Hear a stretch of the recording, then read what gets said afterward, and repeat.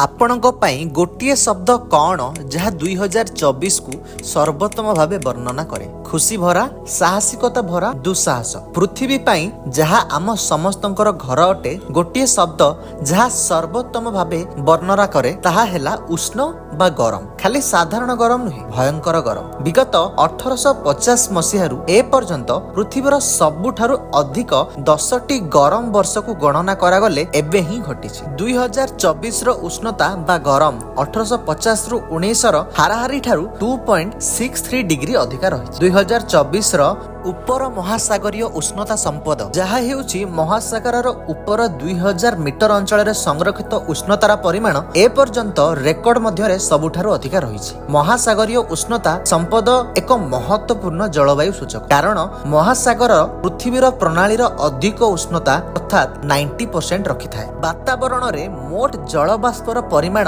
2024 ରେ ଏକ ନୂଆ ରେକର୍ଡରେ ପହଞ୍ଚିଥିଲା, ଯାହା 1991 ରୁ 2020 ର ହାରାହାରି ଠାରୁ ପ୍ରାୟ 5% ଅଧିକା। ଆର୍କଟିକ୍ ଅଞ୍ଚଳରେ ସମୁଦ୍ର ବରଫର ପରିମାଣ ଜୁଲାଇ ପର୍ଯ୍ୟନ୍ତ 1991 ରୁ 2020 ହାରାହାରି ଥିଲା, କିନ୍ତୁ ପରବର୍ତ୍ତୀ ମାସଗୁଡ଼ିକରେ ଏହା ହାରାହାରି ଠାରୁ ବି କମିଗଲା। ଆର୍କଟିକ୍ ଏବଂ ଆଣ୍ଟାର୍କଟିକାରେ ସମୁଦ୍ର ବରଫର ପରିମାଣର ସ୍ଥିରତା ପୃଥିବୀର ଜଳବାୟୁର ଏକ ଜରୁରୀ ସୂଚକ। ଆମର ଘର, ଆମର ପୃଥିବୀ ଦିନକୁ ଦିନ ଗରମ ହେବାରେ ଲାଗିଛି, ଏହାର ଅର୍ଥ ଅସୁସ୍ଥ ହେବାରେ ଲାଗିଛି। ସହିତ ଆମେମାନେ ମଧ୍ୟ ମନେ ରଖନ୍ତୁ, ଗୋଟିଏ ଜୀବନ, ଗୋଟିଏ ଘର ଏବଂ ଗୋଟିଏ ପୃଥିବୀ ଅଛି ଏବଂ ଗୋଟିଏ ସୁଯୋଗ। ଆମର ପସନ୍ଦ ନିର୍ଣ୍ଣୟ କରିବ ଯେ ଆମେ ସମସ୍ତେ ଆସନ୍ତାକାଲି ଦେଖିବାକୁ ପାଇବୁ କି ନାହିଁ। ଆସନ୍ତୁ ଆମ ପିଲାମାନଙ୍କୁ ଏକ ଉତ୍ତମ ପୃଥିବୀ ଉପହାର କରିବା।